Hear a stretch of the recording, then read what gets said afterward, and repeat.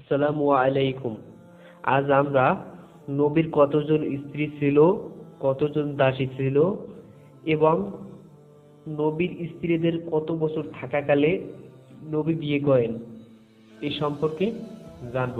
নবী 11 জন স্ত্রীকে বিয়ে করেন এবং 2 জন দাসী ছিল।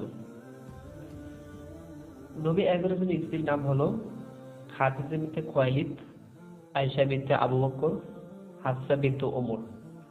জাইনব নামের 2 স্ত্রী, জাইনব বিনতে জাহাস, জাইনব বিনতে খুজাইমা, মাইমুনা বিনতে হারিস, জুয়াইরা বিনতে হারিস, সাউদা বিনতে জামআ, সাফিয়া বিনতে কয় বিন আক্তাব, উম্মে হাবিবা বিনতে আবু সুফিয়ান, উম্মে সালমা বিনতে আবু উমাইয়া। সুবহানাল্লাহ। আর দাসী ছিল 2 জন, একজনের নাম হলো রাইহানা আর একজনের নাম হলো মারিয়া। এখন জানবো বিয়ের বয়স সম্পর্কে। খাদিজা বিনতে খুয়াইলিদ তার 40 বছর থাকাকালে নবী বিয়ে করেন।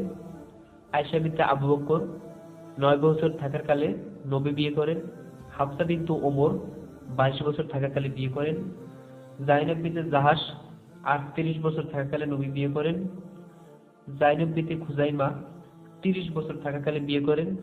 মাইমুনা বিনতে হারিস 36 বছর থাকাকালে বিয়ে করেন। জুয়াইরা বিনতে হারিস 20 বছর থাকাকালে বিয়ে করেন। সাউদা বিনতে জামআ 30 বছর থাকাকালে বিয়ে করেন। সাফিয়া বিনতে কয় বিন আক্তাব 17 বছর কালে বিয়ে করেন। উম্মে হাবিবা বিনতে আবু সুফিয়ান 36 বছর কালে বিয়ে করেন। উম্মে সালমা বিনতে আবু উমাইয়া 26 বছর থাকাকালে নবী বিয়ে করেন। সুবহানাল্লাহ।